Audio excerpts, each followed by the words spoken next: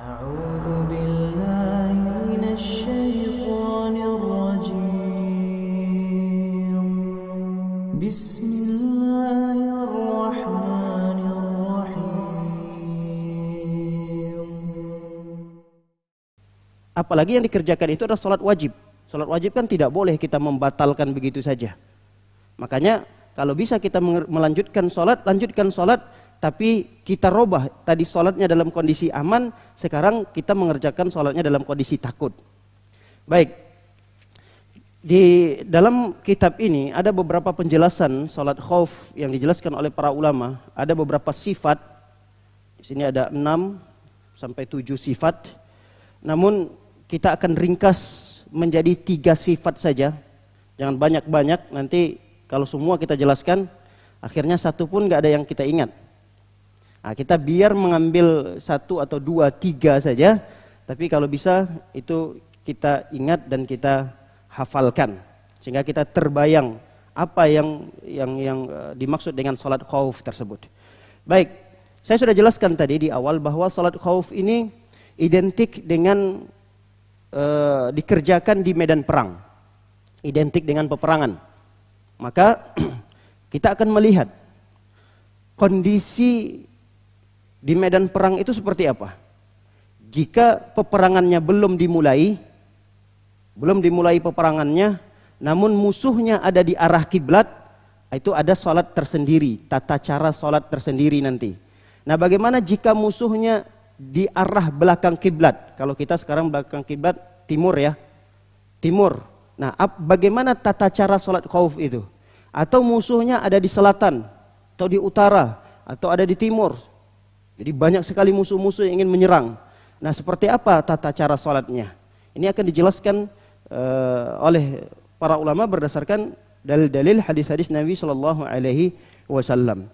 Kemudian, bagaimana jika seseorang itu mengerjakan salat di saat berkecamuknya peperangan? Ini juga dijelaskan oleh para ulama. Bagaimana tata cara pengerjaannya?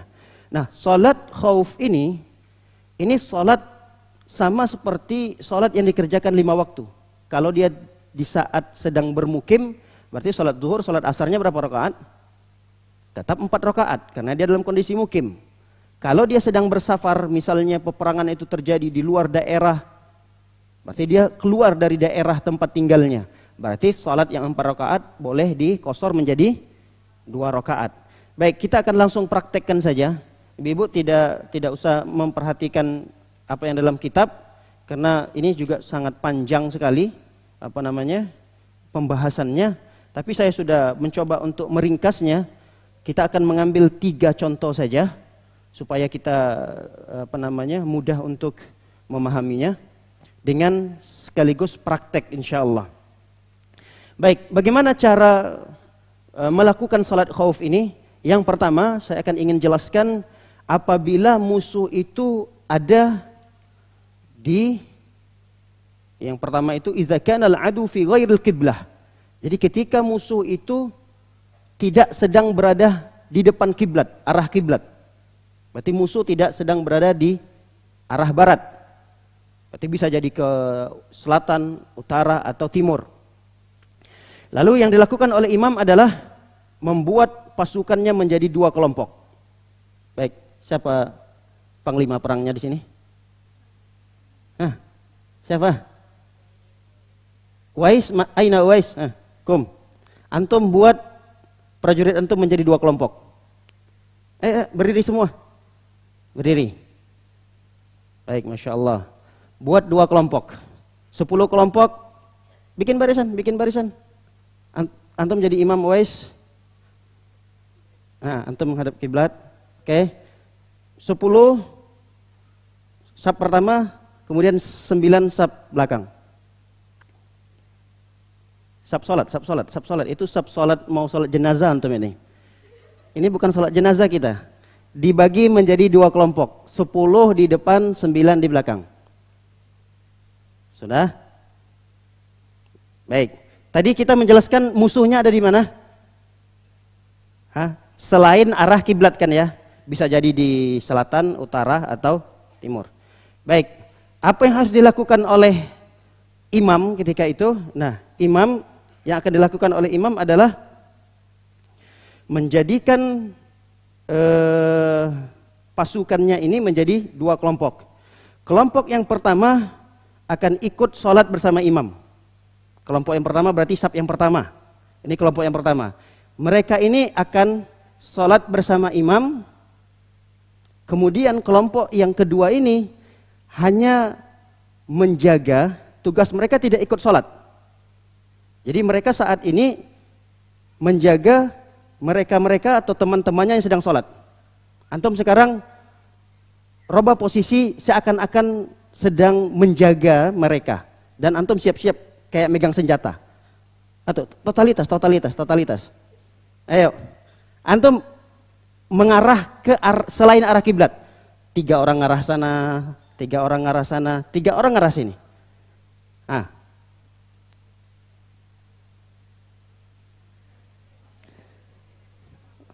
Jangan malu-malu. Sebagian ngarah ke sana, seakan-akan mengawasi musuh arah sana. Ya, Sultan, sini. Maju lagi. Seakan-akan megang senjata. Gimana megang senjata antum? Baik. Malu-malu. Ini adik-adik kita masih SMP, Bu. SMP yang di alih kelas. Setelah sudah dipersiapkan seperti ini, 2 kelompok, 1 kelompok tadi menjaga teman-temannya yang sedang sholat. Jadi yang sholat ini silakan langsung takbir. Ini kita mempraktekkan sholatnya cuma 2 rakaat ya. 2 rakaat. Nanti kalau dia 4 rakaat berarti tinggal ditambah 1 rakaat lagi aja. Baik, sekarang takbir. Allahu Akbar. Takbir. Baik, sudah. Langsung ruku. Jangan antum benar-benar sholat sampai baca Al-Fatihah sampai habis. Ruku, i'tidal, sami Allahu liman hamidah. Terus sujud. Antum berjaga-jaga. Terus duduk di antara sujud. Sujud lagi. Kemudian berdiri di rakaat kedua. Ini berarti sekarang berada di rakaat berapa ini? Di rakaat kedua. Di rakaat kedua ini, kelompok yang pertama menyempurnakan sholat mereka masing-masing. Bisa dipahami? Imam tetap berdiri, tegak. Antum yang atau kelompok pertama, sholat masing-masing. Sempurnakan, sholatnya 2 rakaat. Sempurnakan. Ruku. I'tidal, sendiri. Masing-masing, sempurnakan.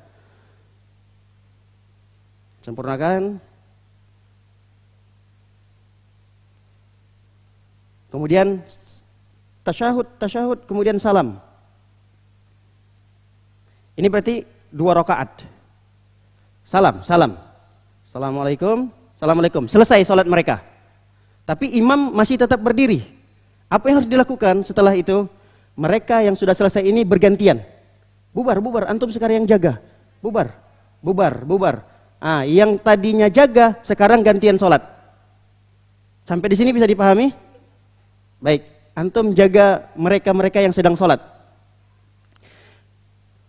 Yang imam, dia memperkirakan saja. Jika di belakangnya ini sudah selesai baca Al-Fatihah, imam ruku. Kemudian i'tidal. Kemudian sujud. Duduk di antara 2 sujud. Sujud lagi. Nah, sampai di sini imam rakaat keberapa sekarang ini? Kedua. Ini yang makmum kelompok yang kedua ini berapa rakaat? 1.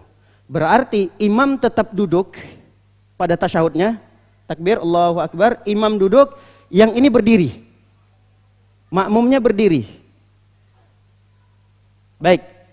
Lalu kemudian apa yang dilakukan oleh mereka yang berdiri ini? Mereka baca Al-Fatihah seperti sholat biasa, tapi mereka sempurnakan masing-masing, sendiri-sendiri. Ayo, silakan ruku. Allahu Akbar. Sami Allahu liman hamidah. Sujud. Sempurnakan sendiri-sendiri. Jadi imam menunggu mereka. Imam dalam kondisi tasyahud, menunggu mereka. Nah, sampailah mereka kira-kira sudah selesai tasyahudnya, baru kemudian imam salam. Salam. Semuanya ikut salam bersamaan. Assalamualaikum warahmatullahi wabarakatuh. Assalamualaikum warahmatullahi wabarakatuh. Ini tata cara yang disebut dengan salat khauf yang pertama jika musuhnya berada di selain arah kiblat. Jadi bisa jadi musuhnya ada di sana, di sana, di sana. Tapi tidak sedang berkecamuk. Perang ini belum dimulai, belum terjadi peperangan, atau mungkin sudah terjadi peperangan tapi sedang istirahat. Sedang istirahat. Gak tahu, peperangan itu ada istirahatnya tidak? Misalnya udah jam segini kita makan siang dulu. Ayo istirahat. Saya nggak tahu itu. Tapi bisa jadi. Allah alam bisawab. Intinya ini sholat dilakukan kapan? Sedang tidak berkecamuknya peperangan. Ketika tidak sedang berkecamuknya peperangan dan arah musuh itu tidak sedang berada di arah kiblat, maka inilah tata cara sholat yang sudah kita praktekkan tadi. Jadi dibagi dua kelompok. Kelompok yang pertama sholat bersama imam 1 rakaat, selesai bersama imam, lalu kemudian mereka menyempurnakan sendiri-sendiri, salam masing-masing, langsung tukaran, pindah lagi nih. Kelompok yang kedua ikut bersama imam, tapi imam di rakaat kedua, mereka di rakaat pertama. Paham yang saya maksud ya? Baik, alhamdulillah. Ini kalau saya jelaskan tadi tanpa praktek ini, saya aja bingung gimana cara jelasinnya. Tapi alhamdulillah kita dibantu dengan praktek. Baik, sekarang keadaan yang kedua. Tata cara sholat khauf yang kedua. Musuh ada di depan kiblat. Jadi dari depan mereka ingin menyerang. Nah, bagaimana tata cara sholatnya? Sama. Imam atau panglima perangnya membagi pasukannya menjadi 2 bagian. Ayo sekarang buat 2 saf lagi. Buat 2 saf lagi. Baik, sama, hampir mirip ini, cuma nanti sedikit ada butuhlah konsentrasi kita sedikit. Baik, setelah dibagi menjadi 2 kelompok seperti ini, maka salat seperti biasa. Silakan takbir. Allahu Akbar. Imamnya nggak ada suaranya. Baik, setelah baca Al-Fatihah, ruku. I'tidal. Baik, sampai di sini. Sampai di i'tidal, perhatikan. Yang ikut sujud bersama imam barisan pertama saja. Bisa dipahami? Jadi mereka ini sholat seakan-akan menenteng senjata ya. Menenteng senjata. Antum boleh sholat dalam kondisi begini ke apa, seakan-akan seperti apalah. Nah, sampai di i'tidal yang sujud itu hanya saf yang pertama atau kelompok yang pertama. Silakan sujud, imam. Nah, yang sujud sebentar. Yang sujud adalah kelompok yang pertama. Kelompok yang kedua ini tadi posisi mereka sedang apa nih dalam sholat? Sedang apa nih mereka dalam sholatnya? Dalam i'tidal. Tapi mereka tidak usah sujud, jangan sujud, karena mereka harus menjaga teman-temannya yang sedang sujud ini. Bisa jadi musuh tiba-tiba datang, tidak ada persiapan kaum muslimin. Makanya yang saf kedua atau kelompok yang kedua ini mereka menjaga. Di dalam sholatnya mereka menjaga teman-temannya yang sedang sholat, sedang sujud ini. Karena dalam posisi sujud tidak ada persiapan.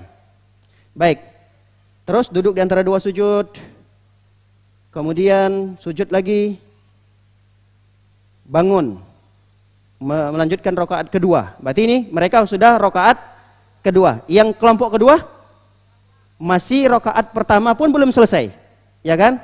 Baik, mereka tapi sudah ruku kan ya? Nah, mereka mengerjakan sujudnya masing-masing. Sujud, silakan sujud, untuk sujud. Kemudian duduk di antara 2 sujud. Kemudian sujud lagi.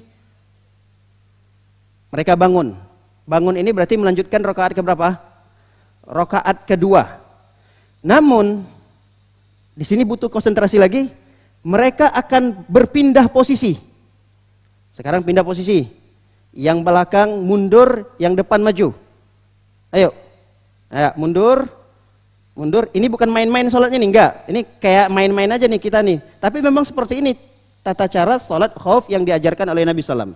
Sekarang kelompok kedua menjadi di depan, kelompok satu menjadi di belakang posisinya. Kenapa? Tujuannya supaya kata para ulama semua jamaah itu bisa dapat sujud bersama imam.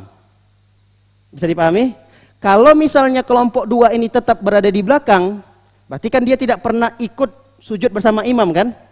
Makanya dipindah oleh Rasul Shallallahu Alaihi Wasallam posisinya supaya semua jamaah itu bisa ikut mendapatkan sujud bersama imamnya. Baik, sekarang ruku, rakaat kedua. Ruku, semua ruku, kemudian bangun, iktidal. Nah, di saat iktidal ini yang sujud hanya saf pertama saja. Yang tadi kelompok kedua. Berarti saf pertama, sujud semuanya, yang di belakang cuma bersiap-siap menjaga teman-temannya yang sedang sholat, yang sedang sujud. Duduk di antara dua sujud. Kemudian sujud lagi. Kemudian tasyahud akhir mereka. Mereka ini sudah tasyahud. Salatnya 2 rakaat. Ketika mereka sedang tasyahud, ini yang di belakang ngapain? Mereka menyempurnakan 1 rakaat yang tertinggal ini. Ruku, antum ruku semua. Ruku. Kemudian i'tidal. Sujud. Duduk di antara 2 sujud. Sujud lagi. Kemudian mereka tasyahud juga. Silakan tasyahud. Tapi imam tetap menunggu ini. Imam memperkirakan sampai kira-kira berapa lama sih mereka juga selesai tasyahudnya. Baik. Dikira-kira sudah selesai semua tasyahudnya, imam salam. Salam. Semuanya ikut salam bersamaan. Assalamualaikum warahmatullahi wabarakatuh. Assalamualaikum warahmatullahi wabarakatuh. Ini ketika musuh berada di depan. Baik. Sampai di sini sudah paham insyaallah. Tapi masih ingat enggak? Perubahan formasinya tadi? Insyaallah masih ingat ya. Ini tata cara salat yang kedua. Jika musuh itu berada di depan. Dan yang pertama yang sudah kita praktekkan, jika musuh itu ada di selain arah kiblat, entahkah itu selatan, utara atau timur. Nah, itu sudah kita jelaskan tadi di salat yang pertama. Sekarang salat yang ketiga, salat khauf yang ketiga ini di saat berkecamuknya peperangan. Berarti sedang perang. Kalau dulu perang orang mungkin menebas pedang, melemparkan tombak, melemparkan anak panahnya. Dulu mungkin seperti itu. Kalau sekarang mungkin megang senjata. Nah, bagaimana tata cara salat yang dilakukan oleh seorang muslim ketika waktunya udah hampir habis ini? Waktunya udah hampir habis. Mau ditunggu sholat nantilah. Tapi waktunya udah mau habis.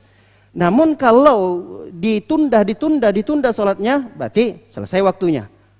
Kalau tidak sholat, tidak dikerjakan, misalnya mau sholat, ini mau sholat nih, mau dipaksakan sholat. Namun peperangan sedang berlangsung. Kan gak mungkin juga, Allahu Akbar. Sangat mudah sekali musuh menebas dan membunuh kaum muslimin yang sedang sholat atau memaksakan sholat di saat sedang berkecamuknya peperangan. Makanya ada tata cara salat yang ketiga ini sangat mudah dilakukan dan hampir kita tidak percaya tata cara salat seperti itu. Seperti apa itu tata cara salat khauf di saat berkecamuknya peperangan? Jadi salatnya cuma hanya sekedar dengan isyarat saja. Dengan anggukan kepala saja.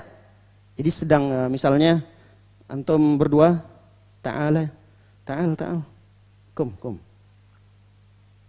Nah, anggaplah ini muslimnya. Ini muslim tapi pemberontak, misal begitu. Ini ingin memberontak, ingin mengkudeta pemerintah atau apalah. Intinya ini adalah muslim yang akan menjaga NKRI. Nah, ini sedang berperang nih, tapi waktu sholat udah mau habis. Antum ini datang menyerang. Coba antum serang dia. Gimana nyerang?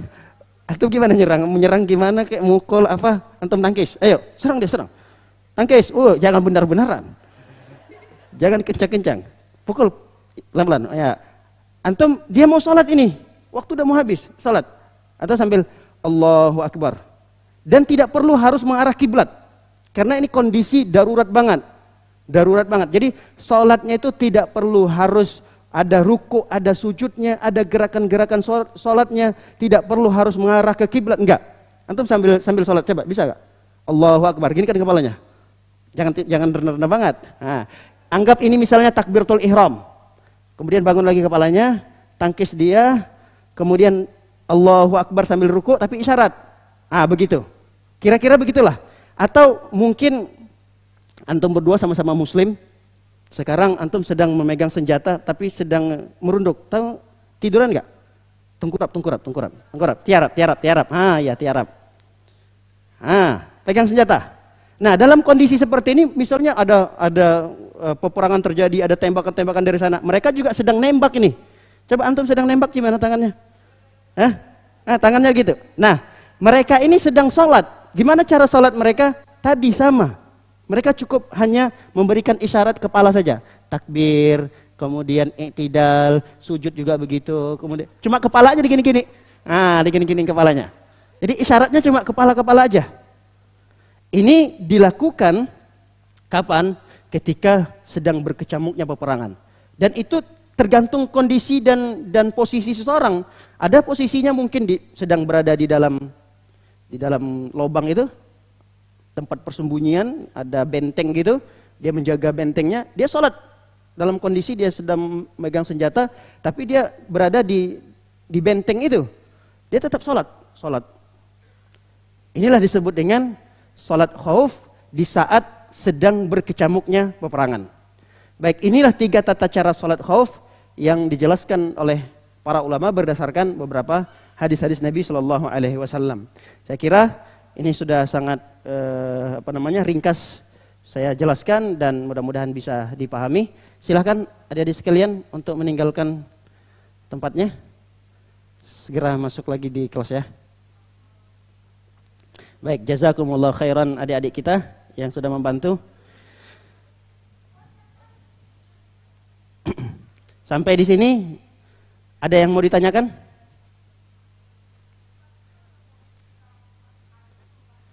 Iya, ada wudu. Kalau memang memungkinkan wudu. Tapi kalau tidak memungkinkan wudu, boleh diganti dengan tayamum. Kalau tidak memungkinkan wudu. Tapi pada hukum dasarnya, selama masih dia bisa berwudu, dia tetap berwudu. Kalau memungkinkan untuk wudu, ada airnya, tidak ada yang menghalangi dia untuk wudu, kecuali persediaan airnya cuma sedikit. Air itu hanya cukup untuk minum mereka. Maka mereka boleh ganti wudu mereka dengan tayamum saja. Ya, silakan Bu. Ya.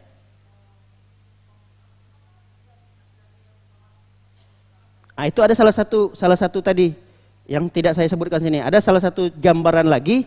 Jadi kelompok-kelompok begitu salatnya, tapi imamnya tetap satu. Imamnya yang berulang-ulang kali yang mengulang-ulang salatnya. Jadi dia misalnya dibagi 2 kelompok. Satu kelompok salat bersama imam sampai selesai. Assalamualaikum warahmatullahi, assalamualaikum warahmatullahi.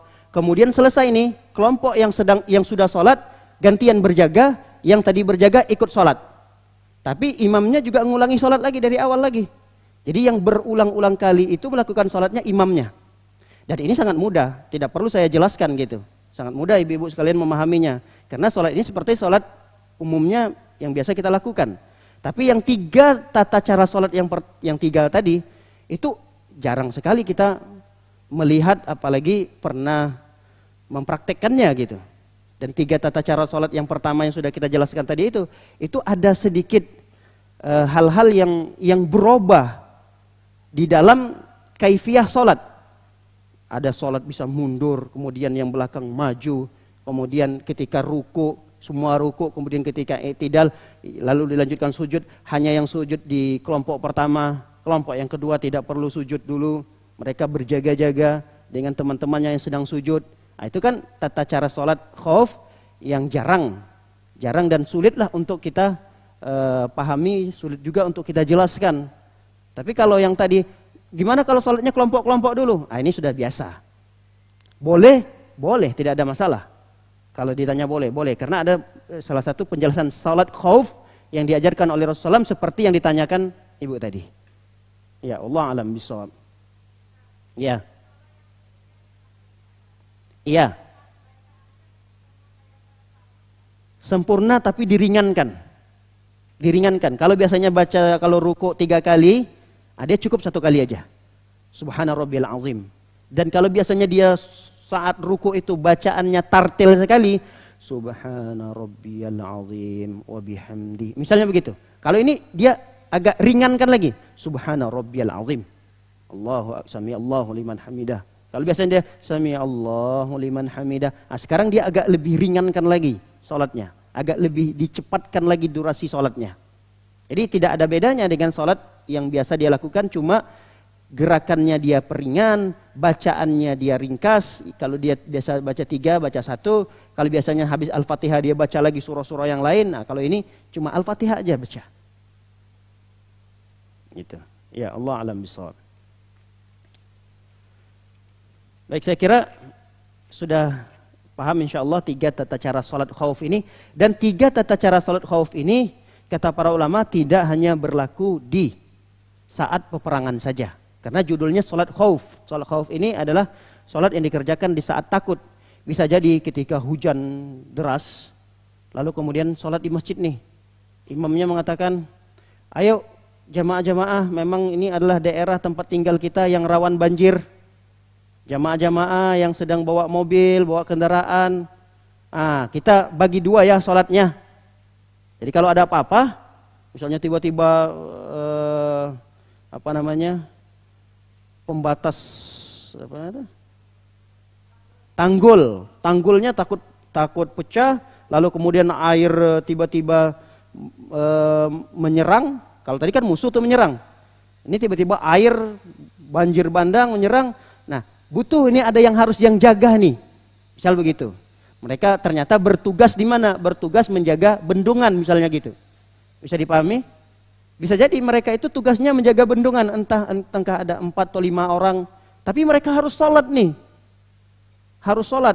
Tetap mereka sholat, tapi sebagian mereka tetap berjaga. Supaya kalau ada apa-apa, mereka sudah siap. Kalau dibatalkan sholat, tidak ada masalah. Batalkan sholat, ayo. Atau jangan dibatalkan, namun kita sholatnya dalam kondisi tadi bergerak. Sholat khauf yang ketiga tadi. Sholat khauf yang ketiga tadi kan sholatnya tidak perlu menghadap ke kiblat, tidak perlu ada ruku, tidak perlu ada sujudnya. Jadi sambil lari pun dia bisa sholat.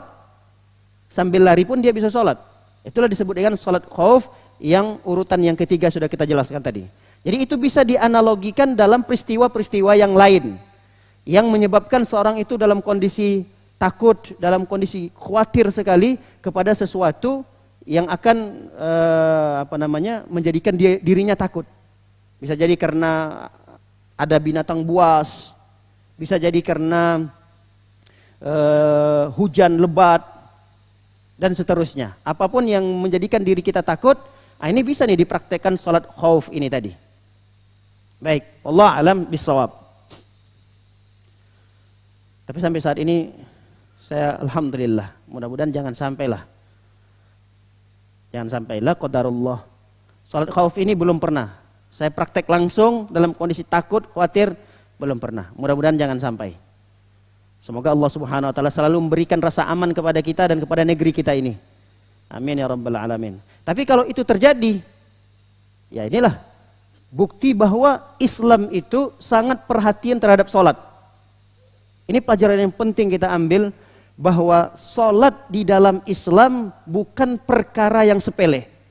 Bahkan dalam kondisi genting, dalam kondisi darurat, bahkan nyawa sebagai taruhannya, tetap salat menjadi nomor pertama dalam hidupnya. Ini salat. Ini yang banyak disepelekan oleh sebahagian besar kaum muslimin. Jangankan dalam kondisi genting, dalam kondisi aman, dalam kondisi sehat, dalam kondisi walafiat, dalam kondisi dipenuhi di berbagai macam jenis kenikmatan, tapi mereka tidak sholat. Ini kan luar biasa kondisi kaum muslimin yang tidak pandai dan tidak tahu cara bersyukur kepada Allah Subhanahu wa taala. Harusnya mereka-mereka yang sedang berperang tadi, yang sudah kita praktekkan, mereka inilah orang yang harusnya lebih layak untuk tidak sholat. Mereka inilah harusnya lebih layak untuk meninggalkan sholat. Karena mereka sedang berperang, nyawa taruhannya, mereka juga sedang membela negara mereka juga sedang membela rakyat yang akan diserang misalnya. Mereka ini luar biasa. Tapi ternyata ada kewajiban mereka yang lebih besar daripada kewajiban yang diperintahkan oleh negara kepada mereka. Negara memerintahkan, kalian jaga perbatasan. Itu wajib hukum mereka melaksanakan perintah itu. Karena mereka sebagai tentara, misalnya begitu. Tapi sebagai rakyat, sebagai tentara, ketika mereka patuh dengan perintah presiden atau perintah panglima perangnya, maka perintah Allah jauh lebih harus mereka patuhi. Apa perintah Allah Subhanahu wa taala? Salat. Berarti ibadah salat ini bukan ibadah yang sepele. Bukan ibadah yang apa namanya? Yang biasa. Dia ibadah yang tidak boleh ditinggalkan dalam kondisi apapun. Jadi satu-satu ibadah yang tidak bisa ditinggalkan oleh seseorang dalam kondisi apapun, kecuali ada penjelasan dari Islam misalnya. Kenapa tidak sholat? Oh, sedang haid. Kenapa tidak sholat? Sedang gila dia. Sedang gila. Jadi gilanya itu datang-datang. Ada jadwalnya. Bulan ini gila, nanti sebulan ke depannya dia sembuh lagi, sehat lagi. Nah, di saat dia sehat itu dia sholat. Kenapa enggak sholat? Oh, belum balik. Jadi hanya tiga kemungkinan inilah seseorang boleh tidak sholat. Jadi kalau ada laki-laki ditanya, kamu enggak sholat, kenapa enggak sholat? Saya sedang haid, mungkin atau tidak? Enggak mungkin. Kenapa enggak sholat? Saya belum balik, tapi dia punya anak dia. Gimana mungkin dia mengatakan belum balik? Kenapa enggak sholat? Saya sedang gila. Dia enggak mungkin mengatakan diri dia gila. Kecuali kalau betul-betul gila. Jadi kalau salah satu dari tiga alasan ini menyebabkan dia meninggalkan sholat, kita terima alasan itu. Tapi kalau alasannya kenapa tidak sholat Bapak? Karena saya sedang sakit Ustadz. Dan itu ada. Saya pernah dapatkan langsung. Dan alhamdulillah setelah saya berikan nasihat, barulah kemudian dia betul-betul memperhatikan sholatnya di saat dia sakit. Ini salah satu jamaah kita. Jadi jangan bayangkan jamaah di sini cuma jamaah di Al-Ikhlas ya, enggak. Adalah jamaah kita. Memang usianya udah senja lah. Dia di atas 70 tahun lah gitu. Ketika kita berkunjung, membesuk dia sedang sakit, baru selesai operasi. Saya tanya langsung, yang pertama itu teman-teman yang lain menghibur dengan cara-cara mereka yang lain. Saya tidak menanyakan itu. Yang saya tanyakan kepada jamaah kita tadi, selama ini Bapak sholatnya seperti apa? Bagaimana kondisi sholatnya? Apakah sholatnya masih terjaga? Waktu itu dia cerita, Ustadz saya habis operasi. Sampai sekarang hampir 3 minggu sudah berlalu. Saya itu lebih banyak tidak sholatnya. Saya bilang, la haula wala quwata illa billah. Pak Haji ini, saya bilang gitu, Bapak ini dulu semasa masih sehatnya, masih bisa datang ke masjid. Saya menyaksikan itu dan saya sebagai saksi bahwa Bapak adalah orang yang baik. Bapak termasuk orang yang tidak pernah meninggalkan sholat 5 waktu, bahkan sholat 5 waktu itu Bapak kerjakan di masjid. Semasa Bapak masih sehat. Jangan sampai ketika Bapak sedang sakit seperti ini, berbaring di kasur, sulit untuk bangun dari kasur, lalu kemudian Bapak meninggalkan sholat. Ini kekeliruan yang luar biasa. Na'udzubillah. Di masa muda, di masa dia masih sehat, masih bisa ke masjid, rajin ke masjidnya. Sholat 5 waktu berjamaah. Di masa-masa dia sakit, ternyata sholat dia tinggalkan. Dia mengira bahwa karena kondisi sakitnya itu menjadikan alasan dia boleh tidak sholat. Beda dengan puasa. Puasa itu boleh seseorang tidak berpuasa karena sakit. Boleh atau tidak? Boleh. Tapi sholat enggak. Sholat itu enggak. Makanya ibadah sholat ini adalah satu-satunya ibadah yang tidak boleh ditinggalkan walaupun dalam kondisi apapun kita. Kecuali dalam kondisi yang sudah kita jelaskan tadi, sedang haid dan seterusnya. Selain daripada kondisi itu, tidak ada alasan. Oh sedang safar, nggak ada alasan. Sedang safar, lalu kemudian boleh meninggalkan sholat. Oh sedang sibuk Ustadz, saya ini dalam minggu ini Masya Allah, Ada juga tuh salah satu jamaah yang saya dapatkan begitu. Dalam kondisi saat dia sedang banyak waktunya, dia sholat berjamaah. Tapi ketika tiba-tiba di kantornya menumpuk pekerjaannya, lalu saya lihat, mana nih Bapak, kok nggak pernah kelihatan lagi. Kemudian hari pertama, hari kedua, hari ketiga, nggak ke masjid. Ternyata dia sedang sibuk. Kalau dia mengerjakan sholatnya di rumah, entahkah di kantornya, ya ini alhamdulillah. Ini sama sekali dia tidak mengerjakan sholat, kecuali ada waktu senggang, baru kemudian dia sholat. Kalau waktu senggangnya itu maghrib, ya sholat maghrib doang. Sampai dia di rumah ada capek, isya langsung tidur. Zuhur ternyata masih numpuk pekerjaannya, zuhur lewat. Asar masih dilanjutkan, asar pun lewat. Makanya sholat ini adalah satu ibadah yang tidak boleh ditinggalkan oleh kaum muslimin dan muslimah. Bukti bahwa ini adalah ibadah yang spesial dalam Islam. Makanya ada keringanan yang diberikan oleh syariat. Nggak bisa kita sholat berdiri, terus nggak sholat. Sholat atau tidak? Nggak bisa berdiri kita nih, masih harus sholat atau tidak? Masih harus sholat. Duduk, diberikan keringanan. Duduk, Ustadz duduk pun nggak bisa. Apakah boleh dia meninggalkan sholatnya? Enggak. Kalau nggak bisa duduk, terus bagaimana cara dia sholatnya? Berbaring. Itulah yang kemarin saya jelaskan kepada salah satu jamaah kita ini. Lalu kemudian ketika saya dan beberapa teman-teman yang lain membesuk waktu itu, karena dia melihat bahwa agak malu, dia mau bertanya-tanya, dan saya sudah jelaskan tata cara berwuduknya. Bapak selama ini kalaupun sholat bagaimana wuduknya? Saya kadang-kadang nggak wuduk, Ustaz. Kenapa nggak wuduk, Pak? Karena saya kira karena saya berbaring di atas kasur ini, jarang saya bisa bangun. Kalaupun bangun hanya sekedar buang hajat saja.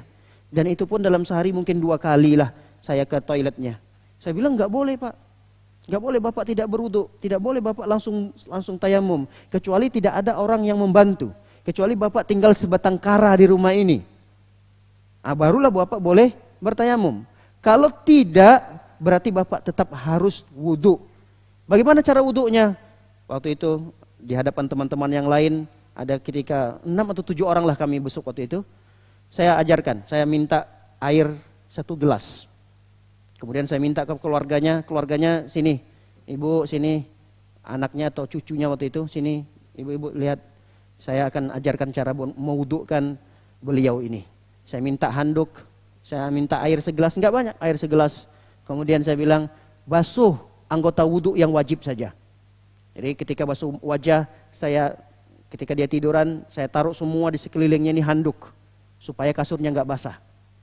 Jadi jangan pula 1 gelas tuangkan ke wajahnya semua. Enggak, makanya ada cara-caranya. Nah, itulah, ternyata banyak cara-cara yang seperti ini, banyak kaum muslimin dan muslimat tidak tahu. Makanya kalau ada jamaah-jamaah yang dekat dengan saya itu, saya usahakan untuk datang, dan yang pertama saya tanya adalah bagaimana sholat Bapak. Kita nggak tahu, bisa jadi 2-3 minggu setelah dia sakit diambil oleh Allah Subhanahu wa taala nyawanya. Kan kita tidak tahu. Wal'iyadzubillah, selama 2 minggu dia berbaring di tempat tidurnya. Yang selama ini dia dikenal orang yang baik. Ternyata selama 2 minggu berbaring di tempat tidurnya itu, dia cuma melakukan sholat 5 kali. Selama 2 minggu. Berapa kali sholat yang dia tinggalkan itu? Meninggalkan sholat dosa yang paling besar dari dosa-dosa besar. Zina dosa besar, mencuri dosa besar, membunuh dosa besar. Namun sholat lebih besar dosanya daripada berzina. Kan kasihan, di akhir-akhir hayatnya malah dia tidak sholat. Nah disinilah ingin kami tekankan lagi, perkara ini sangat penting bagi kita. Jangan sampai kita dikenal oleh teman-teman kita rajin ngaji, kita Masya Allah berinteraksi dengan teman-teman yang lain baik. Kemudian sholat kita terjaga selama kita sehat. Tapi ketika kita sakit, kita mengira bahwa sholat ini adalah perkara yang sama seperti puasa. Ustadz, saya ada punya anak 5. Saya 2 minggu ini nggak bisa sholat. Terus saya minta anak saya yang 5 ini gantiin sholat saya. Jadi seakan-akan sholat itu bisa digantikan oleh orang lain. Enggak bisa. Sholat itu dilakukan oleh perorangan kita. Enggak bisa Kita punya anak banyak nih, mentang-mentang 5. Jadi setiap anak itu kamu nanti gantiin sholat ayah yang subuh ya. Kamu anak yang kedua zuhur ya. Anak yang ketiga asar ya. Oh kalau begitu orang pengennya punya anak yang banyak. Supaya kewajiban dia bisa dipikulkannya kepada anak-anak yang enggak. Kewajiban kita itu kewajiban apalagi terkait yang sholat itu masing-masing kita yang akan mempertanggungjawabkannya dan kita memikulnya masing-masing. Baik, saya kira sudah selesai pembahasan tentang sholat khauf. Kita sudah tidak usah baca lagi hadis-hadis yang terkait dengan sifat penjelasan tentang sholat khauf ini. Kita lanjutkan pada pembahasan yang berikutnya, sholatul jamaah. Sholat jamaah. Sholat berjamaah nanti insya Allah kalau ada umur yang panjang, waktu yang luang, kita juga akan praktekkan bagaimana tata cara sholat berjamaah itu. Jadi bagaimana tata cara sholat berjamaah jika makmumnya 1 orang. Dan bagaimana tata cara sholat berjamaah jika makmumnya 3 orang. Bagaimana tata cara sholat berjamaah jika imamnya laki-laki, makmumnya perempuan. Atau bagaimana tata cara sholat imamnya perempuan, makmumnya laki-laki. Boleh atau tidak? Nggak boleh. Nggak boleh seperti itu. Imamnya perempuan, makmumnya laki-laki. Boleh atau tidak? Nggak boleh. Nah, inilah nanti insya Allah kita akan praktekkan lagi. Dan kemudian bagaimana cara berdirinya, bagaimana kaifiyah sholat-sholat jamaah yang lainnya. Itu mudah-mudahan nanti bisa kita praktekkan juga dalam waktu yang singkat supaya lebih cepat membekas dan lama lupanya dalam ingatan kita. Baik, kita bacakan muqaddimahnya saja terlebih dahulu tentang sholat jamaah ini. Kira-kira perlu nggak dibahas ini? Atau kita lompat aja nih sholat jamaah ini? Perlu dibahas nggak nih? Soalnya ibu-ibu wajib atau tidak sholat berjamaah? Wajib atau tidak? Tidak wajib. Kalau tidak wajib kita lompat atau lanjutkan ini? Sholat khauf juga nggak wajib kan bagi ibu-ibu tadi kan ya? Tapi kita pelajari. Kalau begitu ini juga kita pelajari. Baik, sholatul jamaah. Sholat berjamaah. Yang dimaksud dengan sholat berjamaah di sini adalah mengerjakan sholat secara berjamaah. Itu yang dimaksud dengan sholat jamaah. Baik, apa keutamaan sholat berjamaah ini? Banyak sekali keutamaannya. Yang pertama hadis Ibnu Umar radhiyallahu taala anhu. Nabi SAW pernah bersabda, sholatul jamaah tafdulu salatul fardhi bi 27 darajah. Kata Nabi SAW, sholat berjamaah ini lebih utama daripada sholat sendirian.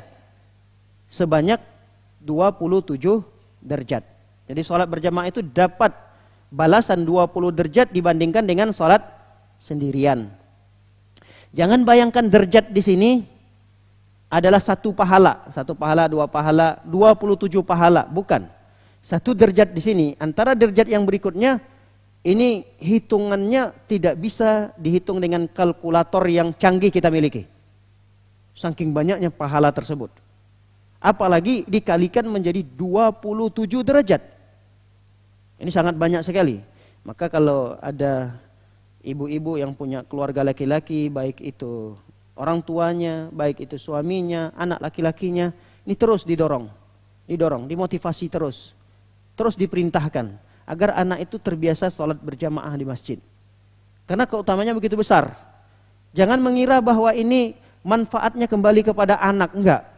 Manfaat anak kalau rajin sholat berjamaah, apalagi dia rajin sholat berjamaah itu karena dorongan kita yang memerintahkannya.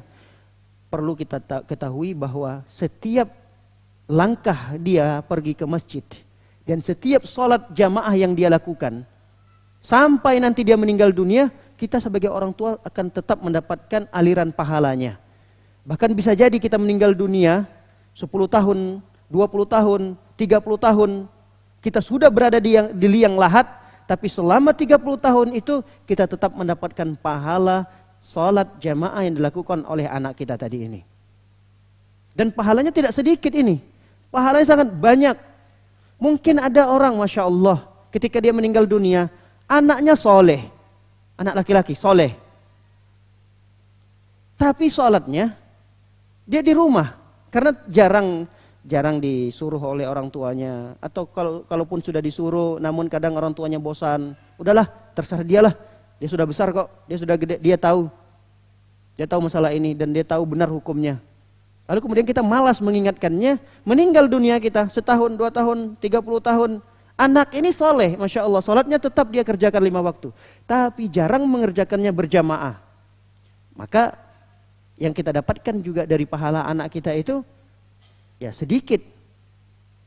Dia ngirimkan pahala ke kita, transfer pahala ke kita, ya tidak banyak. Karena ibadah yang dia lakukan kurang berkualitas. Mungkin dia beribadah, tapi tidak mendapatkan pahala yang banyak, sehingga dia pun tidak bisa memberikan yang banyak kepada kita ketika sudah meninggal dunia. Ibu-ibu, kalau mau memilih, kelak anaknya sudah bekerja, lalu kemudian di masa-masa kita butuh dengan nafkah mereka. Saat ini mungkin kita tidak butuh nafkah dari anak-anak kita. Bahkan sekarang ini anak-anak kita lah yang kita nafkahi, kita yang menafkahi mereka, kita yang menyekolahkannya, kita yang memberikan dia makan saat ini. Saat ini kita tidak butuh nafkah dari anak kita.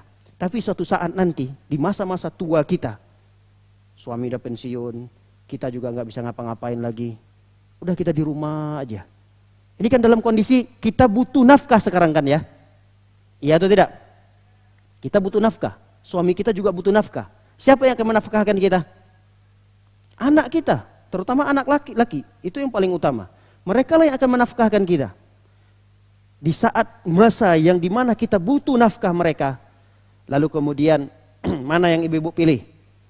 Anak yang menafkahkan kita sebulan 1 juta berdua, atau sebulan 27 juta? Mana yang mau dipilih? Hah? Anak yang menafkahkan kita, ini ibu saya sudah transfer ya, assalamualaikum ibu, saya sudah transfer 1 juta buat uang belanja dapur ibu sama bapak. Anak yang kedua, bapak ibu alhamdulillah saya barusan transfer, berapa nak? 27 juta ayah. Mana yang mau dipilih? Yang kedua, ini masalah dunia loh ini. Ini matre ini orang tua ini. 27 yang dia pilih.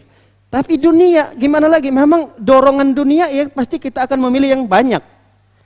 Itu dunia yang kita pilih dan kita memilih yang pasti jumlahnya lebih banyak. Tapi kenapa masalah akhirat? Kadang kita pilih yang 1 pahala aja lah, nggak apa-apa lah Ustaz, yang dikirim satu sehari 1 nggak apa-apa. Kalau 27 istiqomah mana dipilih? Anaknya terus ngirimin pahala, Masya Allah, mengalir terus. Tapi bukan sedikit, banyak yang kirimnya. Ini masalah akhirat. Kenapa kadang-kadang masalah akhirat ini tidak menjadi suatu perhatian besar bagi kita dibandingkan masalah dunia? Nah, begitulah kita ketika kita sudah tidak bisa ngapa-ngapain lagi. Kita sudah tidak bisa sholat, sudah tidak bisa bersedekah, sudah tidak bisa berpuasa, sudah tidak bisa mengapa-ngapain. Terputus amal soleh kita. Orang udah puluhan tahun dalam kuburan, ngapain? Mau bisa apa lagi dia? Nggak bisa apa-apa. Tapi dia butuh saat ini kiriman pahala. Siapa yang mau ngiriman pahala dia? Teman-temannya, tetangga-tetangganya, teman yang dulu pernah dia traktir bakso. Nggak mungkin. Mungkin iya mungkin, tapi tidak serutin apa yang diberikan oleh anaknya. Ya atau tidak? Anaknya inilah yang menjadi penerus amalan soleh yang dulu pernah dia lakukan. Makanya saya agak lebih tekankan di sini masalah sholat berjamaah ini supaya ini menjadi perhatian besar juga bagi kita. Walaupun nanti ada khilaf para ulama dalam penjelasan hukum sholat berjamaah ini, tapi kita sudahlah singkirkan dulu khilaf itu. Kita lebih fokus kepada bagaimanapun anak-anak kita, keluarga-keluarga kita yang mereka para laki-laki, dorong terus, beri motivasi agar mereka bisa mengerjakan sholat itu berjamaah di masjid. Ustaz, saat ini mereka sholat aja udah syukur, alhamdulillah ya Allah. Mereka sudah sholat aja alhamdulillah. Saatnya kayaknya saya belum deh sampai untuk dorong mereka, nyuruh mereka buat sholat berjamaah. Ya sudah, ntar dulu, nanti dulu. Berarti saat ini tugas ibu-ibu dorong mereka supaya jaga sholat 5 waktunya dulu. Terserah mereka mau dikerjakannya di rumah Terserah. Karena itu fokus kita dulu, mereka jaga dulu sholat 5 waktunya. Ini yang paling penting. Nanti kalau sudah terbiasa mereka, baru kemudian kita masuk lagi. Nak, kamu Masya Allah sudah bagus sholatnya, sudah rutin sholatnya. Sekali-kali kamu sholat di masjid. Begitu. Jangan anak-anak itu, apalagi suami. Diajak berdebat. Mentang-mentang udah ibu-ibu udah ngaji, kemudian udah hafal banyak dalil nih. Suami diajak berdebat. Mas, kamu itu laki-laki loh. Kamu itu harusnya laki-laki, ya jadi laki-laki yang soleh lah, suami yang soleh. Jangan menjadi suami yang soleha. Masa sholatnya di rumah terus? Misalnya begitu. Nah, suami kadang-kadang kan gak terima, terjadilah perdebatan. Nah, kalau kondisi seperti itu tidak baik. Jadi kita masuk itu dalam cara-cara yang kita ya terkesan tidak mengajarkan suami, tidak menggurui suami. Tapi kita lebih kepada berdiskusi, mengajak bicara, cuma obrol-obrolan santai. Mungkin dengan cara begitu dulu. Baik. Pembahasan kita kemana ini? Salat berjamaah. Kita kembali kepada keutamaan salat berjamaah. Tadi keutamaan yang pertama. Keutamaan yang kedua. As-salatu fi jama'atin ta'dilu 25 salatan. Fa idza shallaha fi falatin fa atamma ruku'aha wa sujudaha balagat 50 salatan. Kata Nabi SAW, salat berjamaah itu menyamai seperti salat 25 kali. Jadi kalau ada keluarga kita, suami kita misalnya, salat maghrib berjamaah, itu pahalanya sama seperti 25 kali dia salat berjamaah di mana? Salat 25 kali berapa? 25 kali salat sendirian di rumah. Bisa dipahami ini? Kami ulangi.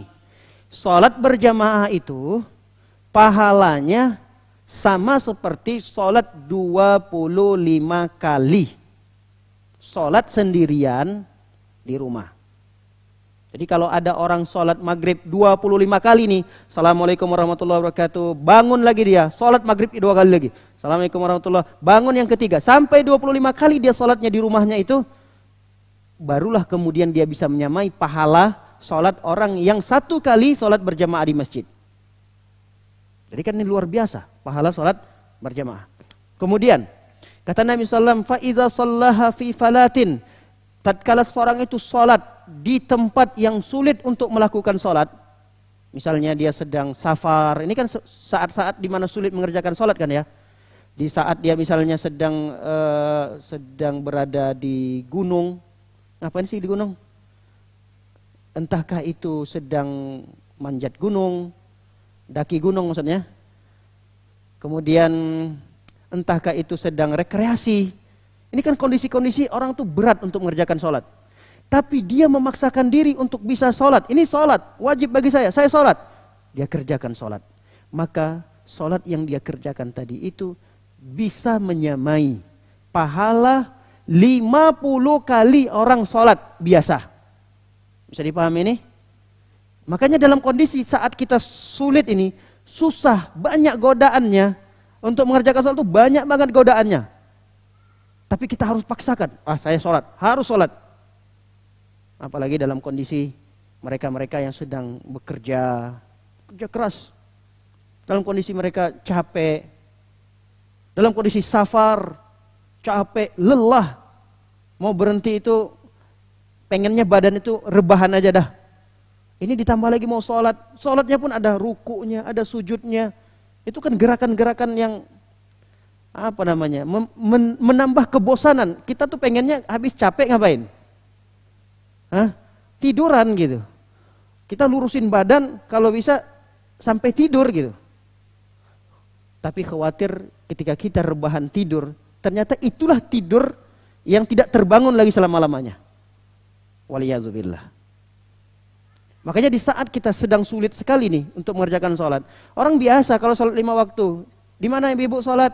Alhamdulillah saat terjaga sholat kami saat di rumah. Alhamdulillah. Itu sudah biasa.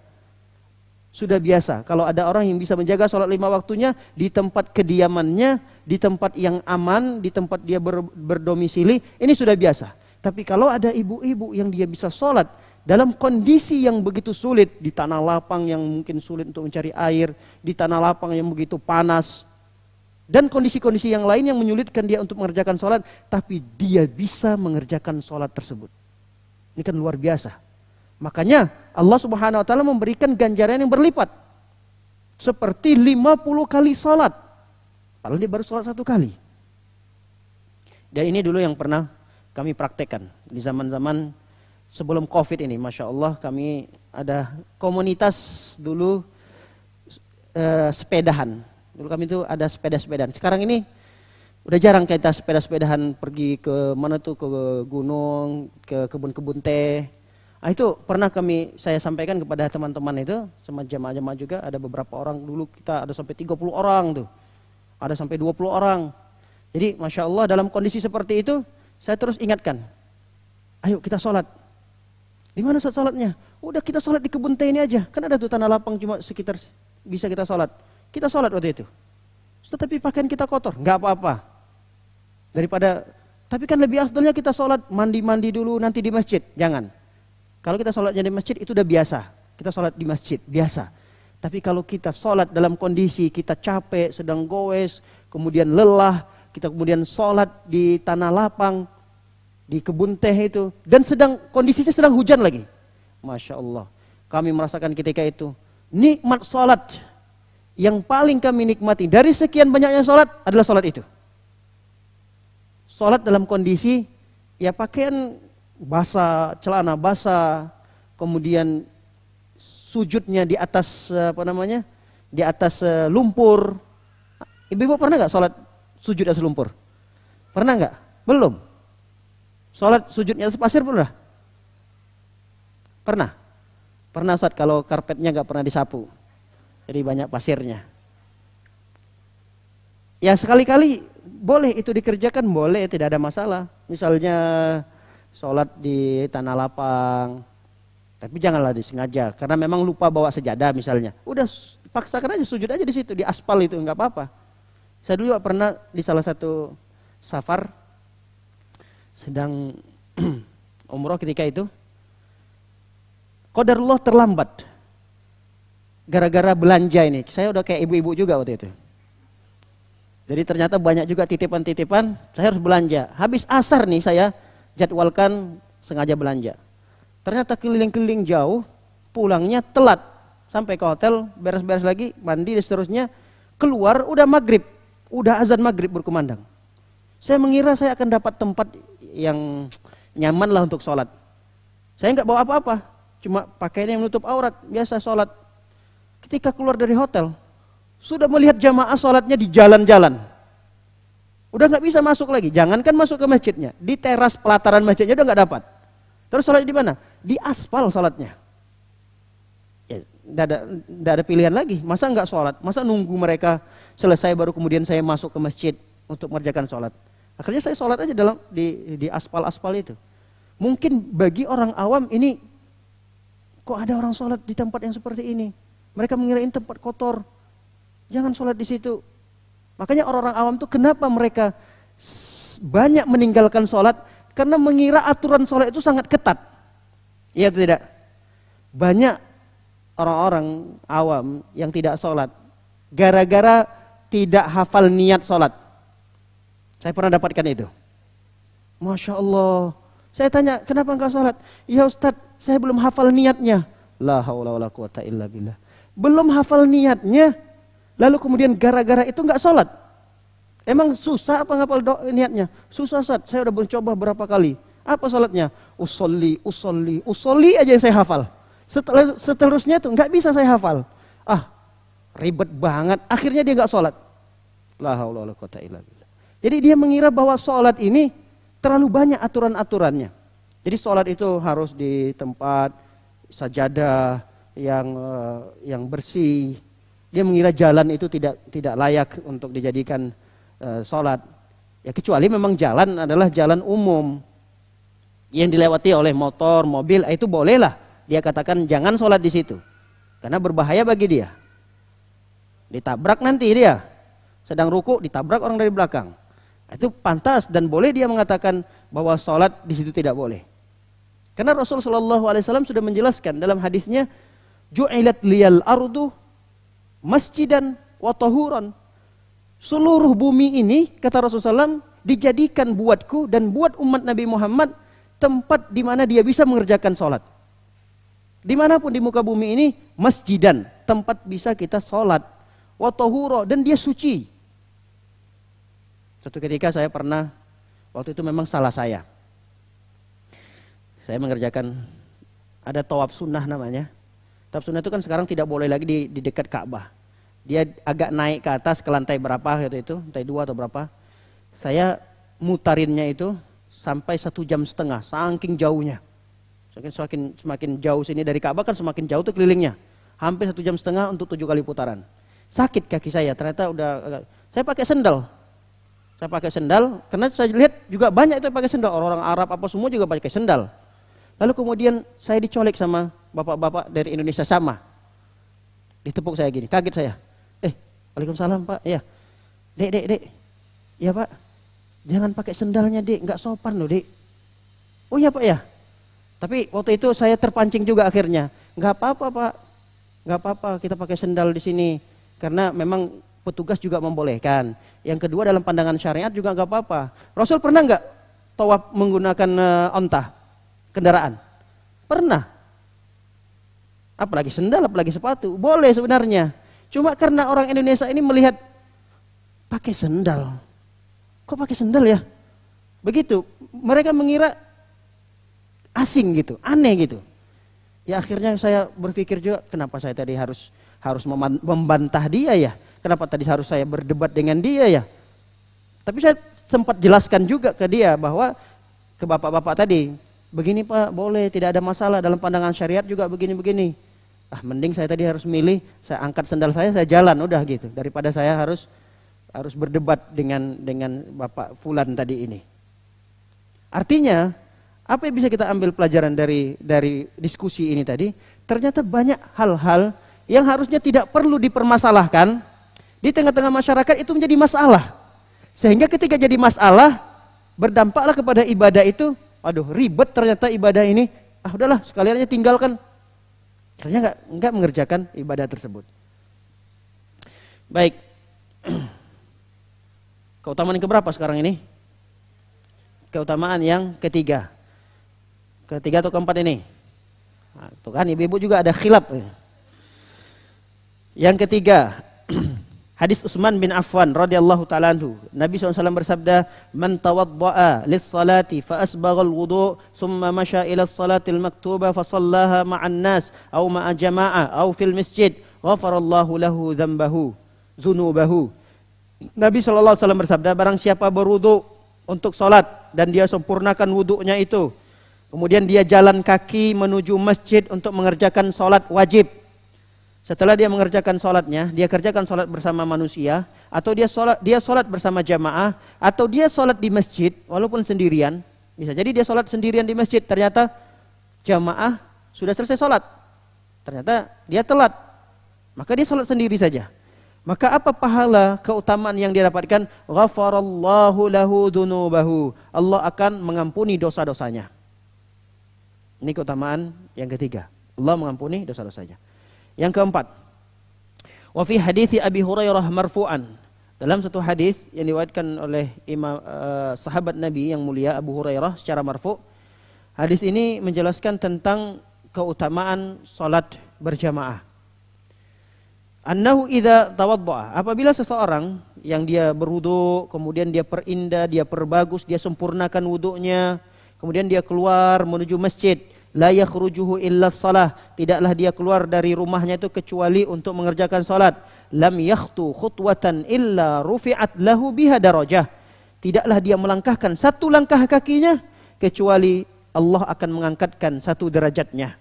Wa hatta anhu biha khati'atan, dan satu langkah kakinya tadi itu dapat menghapus dosa-dosanya. Bisa bayangkan kalau seseorang itu salat menuju masjidnya, langkah yang dia habiskan untuk sampai ke masjid itu 100 langkah. Berarti 100 derajatnya diangkat oleh Allah dan 100 dosa-dosanya diampuni oleh Allah Subhanahu wa taala. Jadi kalau ibu-ibu bisa motivasi keluarganya yang laki-laki untuk sholat berjamaah bisa jalan kaki, bagusnya jalan kaki. Jalan kaki. Ustaz, tapi rumahnya ada yang di Gading. Datang ke sini jalan kaki. Boleh, tidak ada masalah. Dulu para sahabat itu sengaja mereka jauh-jauh rumahnya dari masjid. Ketika ada sahabat yang izin ke Rasulullah, ya Rasulullah saya mau pindah, rumahnya mau dekat masjid. Rasul menasihati untuk tidak. Karena ada pahala-pahala dari setiap langkah kakinya itu.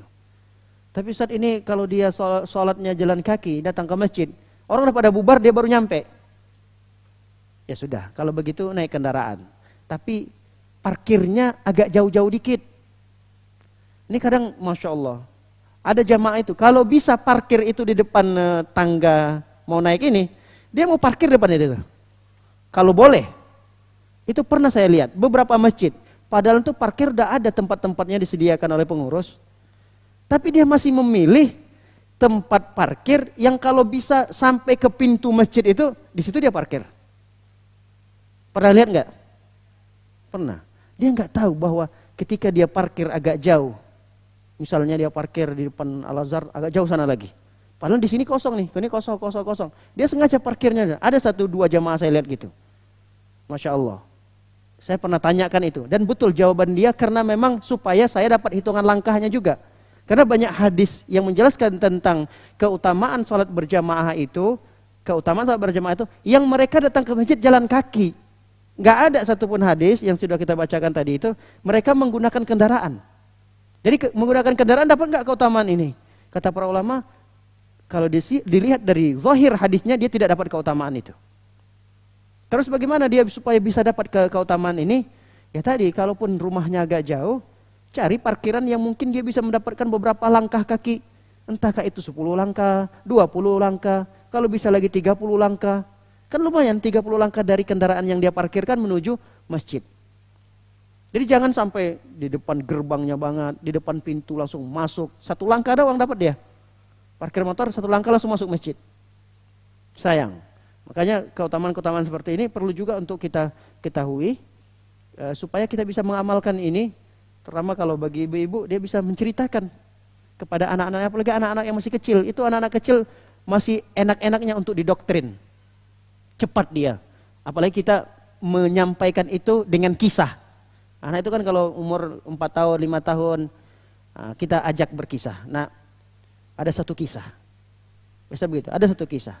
Seorang bapak-bapak pergi ke masjid. Dia menggunakan kendaraan. Dan dia parkirkan, dia mendapatkan beberapa langkah. Kemudian langkah tersebut Allah angkatkan. Setiap langkahnya Allah angkat derajatnya, Allah hapuskan dosa-dosanya. Nah, kamu mau yang mana? Pasti anak tersebut secara fitrahnya akan memilih mana yang lebih utama. Baik. Para hadirin dimuliakan oleh Allah Subhanahu wa taala, di antara keutamaan salat berjamaah, hadis Abu Hurairah radhiyallahu taala anhu, Nabi SAW bersabda, "Lau ya'lamun nas ma fin nida wasfil awal, thumma lam yajidu illa an yastahimmu alaihi lastahammu. Walau ya'lamuna ma fi tahjir lastabaku ilaihi, walau ya'lamuna fil atamah was-subhah la atauhuma walau habwan." Kata Nabi SAW, andai kata manusia itu tahu apa yang ada pada kumandang azan dan apa yang ada pada saf yang pertama, kemudian mereka tidak mendapatkan itu kecuali harus yastahimu itu maksudnya mengundi. Jadi saking semua orang antusias untuk mendapatkan saf pertama. Tiba-tiba orang dalam waktu bersamaan datang rame. Berebut-rebut tuh untuk mendapatkan saf pertama. Dan berebut-rebut untuk mendengarkan azan. Dan itu tidak bisa didapatkan kecuali harus diundi. Siapa nih harus di saf pertama? Karena saking banyaknya sampai berebut-berebut, akhirnya diundi, maka pastilah mereka akan ikut undian tersebut. Karena ternyata sholat berjamaah itu pahalanya luar biasa. Salat di saf pertama itu pahalanya luar biasa. Salat ketika seorang ke masjid mendengarkan suara azan itu luar biasa pahalanya. Dan itu mungkin akan ada antrian-antrian. Kalau mereka tahu, kan kita nggak tahu, ternyata nggak tahu seperti apa balasan yang Allah berikan pada saf pertama ini. Makanya saf pertama ini banyak yang kosong. Kenapa? Karena banyaknya manusia itu tidak tahu.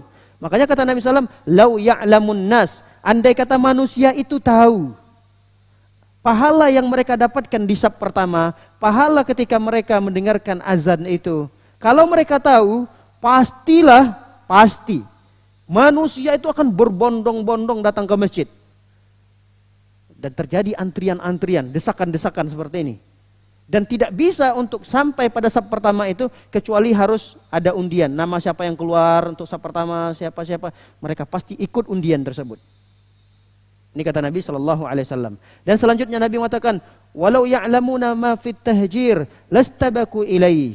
Dan andai kata mereka tahu juga. Dalam kita lanjut ke potongan hadis yang terakhirnya, walau ya'lamuna ma fil atamah was subh la atauhuma walau habwan.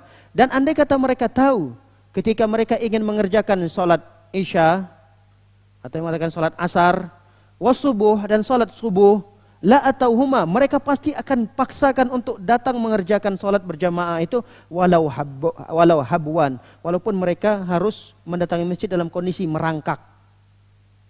Merangkak pun mereka akan lakukan supaya bisa datang sholat berjamaah. Ini menunjukkan bahwa sholat berjamaah memiliki keutamaan yang luar biasa di sisi Allah Subhanahu wa taala. Baik, yang terakhir dari keutamaan sholat berjamaah ini disampaikan oleh sahabat Nabi SAW bernama Utsman bin Affan radhiyallahu taala anhu. Nabi SAW bersabda, "Man shallal isya fi jama'atin faka'annama qama nisful lail." Siapa orang yang sholat berjamaah, sholat Isya berjamaah, seakan-akan dia mendapatkan bonus pahala seperti mengerjakan salat setengah malam. Wa man shallas subha fi jama'atin, siapa orang yang salat subuh secara berjamaah, faka'annama shallal laila kullaha, maka dia akan mendapatkan bonus pahala seakan-akan salat malam semalam suntuk. Baik, demikian kajian yang singkat ini, semoga menjadi ilmu yang bermanfaat dan mudah-mudahan dapat kita amalkan dalam kehidupan kita sehari-hari. Wallahu a'lam bishawab. Demikian, barangkali ada yang ingin didiskusikan atau yang ditanyakan.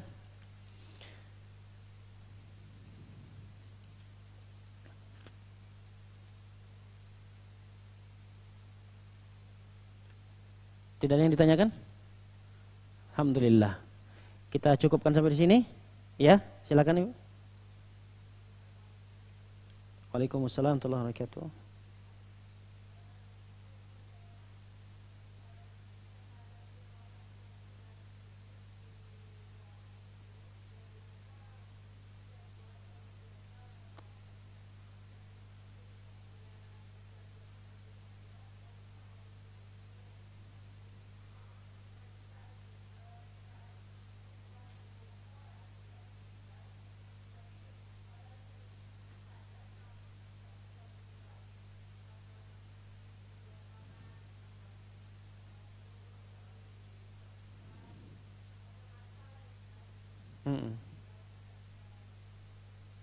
Terus bagaimana tata cara sholatnya?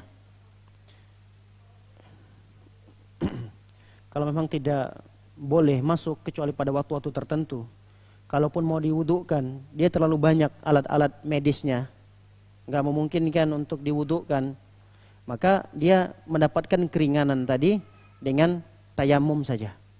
Ustaz, di saat waktu sholat masuk itu, kita keluarganya ternyata belum boleh masuk. Tapi waktu sholat itu sudah mau habis, apalagi sholat subuh. Kalau sholat maghrib Isya kan masih bisa di jamak. Habis waktu sholat maghribnya tetap masih bisa dikerjakan nanti di waktu Isya. Di jamak namanya, tidak ada masalah. Tapi sholat subuh kan susah. Waktu sholat subuh udah tinggal 5 menit lagi. Nah, di waktu-waktu itu kita belum ada izin dari pihak pihak rumah sakit untuk boleh masuk ke sana. Maka kita hanya mengingatkan saja.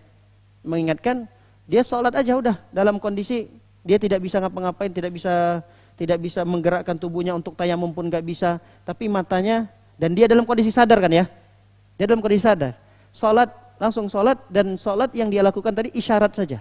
Isyaratnya bagaimana? Kedipan mata aja, karena matanya saja yang bisa berkedip. Karena kepalanya sulit udah untuk memberikan isyarat kepala seperti yang kita sebutkan tadi, isyarat kepala. Nah, berarti isyaratnya apa? Dengan kedipan mata aja. Jadi dengan kedip mata, kemudian dia ruku, kedip mata lagi, kemudian sujud, kedip lagi matanya. Jadi cukup dengan seperti itu saja. Tidak masalah. Tanpa wudu pun tidak ada masalah. Tidak mengapa. Karena kondisinya sekarang ini darurat. Dan dia harus sholat. Karena dia masih sadar. Kecuali dia berada di ruangan ICU itu dalam kondisi sama sekali dia tidak sadarkan diri. Ada kan ya orang di ICU itu sama sekali dia tidak sadarkan diri. Jadi sampai mungkin ada orang yang di ICU itu seminggu dia tidak sadarkan diri. Ada yang sampai 10 hari. Kata para ulama, jika dia tidak sadarkan diri itu sampai berhari-hari, lebih dari 3 hari, maka ketika di waktu dia sadar, misalnya dia sadar ke hari berapa? Hari ke-10. Maka 10 hari dia meninggalkan sholat tadi tidak perlu diganti. Bisa dipahami? Tapi kalau dia sadarnya, ternyata di ICU, dia tidak sadarnya itu sekitar 1 hari atau 2 hari. Di hari ketiga, dia sadar. Maka hari pertama, hari kedua yang dia tidak sholat, nanti dia qadha. Bisa dipaham? Sampai berapa hari ini? 3 hari batasnya. Jika dia tidak sadarkan diri itu, kurang dari 3 hari, berarti sampai 3 hari, hari pertama, hari kedua, hari ketiga, hari keempatnya dia sadar, berarti 3 hari ini dia qadha nanti. Salat yang tinggal. Tapi kalau dia tidak sadarkan diri itu lebih dari 3 hari, entahkah itu 4 hari, entahkah itu 5 hari, entahkah 6 hari dan seterusnya, pokoknya lebih dari 3 hari tidak sadarkan diri, dia sadarkan diri di hari yang kelima misalnya. Maka salat yang beberapa hari tidak dia kerjakan karena dia tidak sadar tadi itu, maka gugur baginya dan tidak perlu dia qadha. Ya, itulah keringanan-keringanan yang diberikan oleh syariat kita. Wallahu a'lam bishawab. Iya, jazakallahu. Nah, yang gini-gini ini perlu kita ulang-ulang terus. Apalagi kita punya orang tua, kita punya saudara yang dalam kondisi sakit. Jadi kita itu datang di saat berbesuk itu bukan hanya sekedar bercanda-bercanda doang untuk menghibur dia. Kadang ada tuh memang sebagian jamaah kita memang suka bercanda. Besuk temannya yang sedang sakit, bukan ditanya, ya itu hal-hal yang biasa, tidak ada masalah. Maka ada candaannya, Masya Allah, paling juga besok nih sembuh ini. Setelah itu nanti bisa poligami nih. Candaannya candaan yang ya sebenarnya silahkan, tidak ada masalah. Ini sakit biasa aja ini, udah tenang aja, antum santai. Biasa ini sakitnya. Dia mungkin untuk menghibur supaya nggak terlalu berlarut dari kesedihan. Tapi yang paling penting, tatkala kita membesuk itu ibadahnya diperhatikan. Yang ditanya, bagaimana ibu selama ini sholatnya? Alhamdulillah terjaga. Alhamdulillah. Kita ikut senang dengarkannya. Kalau udah terjaga itu, udah kita ikut senang. Tapi kalau dia mengatakan, selama ini saya agak sulit mengerjakannya begini-begini. Inilah di sini kita masuk untuk mengajarkan mereka. Jadi kalau kita sudah dapatkan ilmu itu, jadi share ilmu itu kepada yang lain. Jadi jangan sampai ilmu itu terbatas hanya untuk diri kita saja. Untuk teman-teman kita yang lain, yang ternyata masih banyak mereka belum paham masalah-masalah yang seperti ini. Inilah kesempatan kita untuk mengajak mereka. Dan jangan sekali-kali doakan teman-temannya yang sedang sakit, datang besuk, didoakan. Ibu yang sabar ya, Masya Allah penyakitnya luar biasa ini ibu. Dulu saya punya teman, sakitnya sama seperti ini. 2 hari berikutnya, ini nggak benar seperti ini. Ini dia memang nggak bercanda, dia memang serius. Ternyata memang ada betul temannya, sakitnya sama. Tapi nggak usah jujur banget di depan teman seperti itu. Ada lagi, dia memang niatnya baik. Ini ada lagi teman nih, niatnya baik, Masya Allah, baik banget niatnya. Apa niatnya? Setelah dia besuk, dia berdoa. Dia doakan, luar biasa ujian ibu ya dan keluarga. Semoga setelah ini ibu tidak mendapatkan ujian lagi dari Allah. Ini kalau doa seperti ini kita aminkan atau tidak? Aminkan atau tidak? Setelah ini ya Allah jangan engkau berikan lagi ujian kepada ibu ini. Ketika posisi ibu itu adalah kita aminkan atau tidak? Jangan aminkan. Kenapa? Itu artinya yang berdoa tadi pengen kita sebentar lagi mati. Karena kalau di dunia ini hidup tanpa ujian, gak mungkin. Mungkin atau tidak? Gak mungkin. Sehat juga ujian atau tidak? Ujian. Miskin ujian atau tidak? Harta, anak, pasangan hidup kita, semuanya ujian. Kalau dia berdoa setelah ini, ya Allah, jangan Engkau berikan lagi ujian kepada ibu ini. Lalu kemudian, amin ya Allah. Itu berartinya besok kita didoakan buat mati gitu. Jangan diaminkan doa-doa seperti itu. Nah, ini kan kita tahu batasan-batasan apa yang harus kita lakukan di saat membesuk. Mudah-mudahan pada kesempatan yang lain kita bisa membahas tentang adab-adab membesuk orang yang sakit. Apa yang harus kita lakukan? Nah, ini perlu juga ternyata. Baik, wallahu alam bisawab. Demikian kajian yang singkat ini, semoga ada ilmu yang bisa kita ambil dan kita bawa pulang, dan mudah-mudahan ilmu ini bisa memberikan manfaat yang besar bagi diri kita, keluarga kita, dan kaum muslimin secara umum. Wallahu alam bisawab. Demikian. Wassallallahu ala nabiyina Muhammadin wa ala alihi washabbihi wasallam ajmain. Subhanakallahumma bihamdika asyhadu an la ilaha illa anta astaghfiruka wa atubu ilaik. Assalamualaikum warahmatullahi wabarakatuh.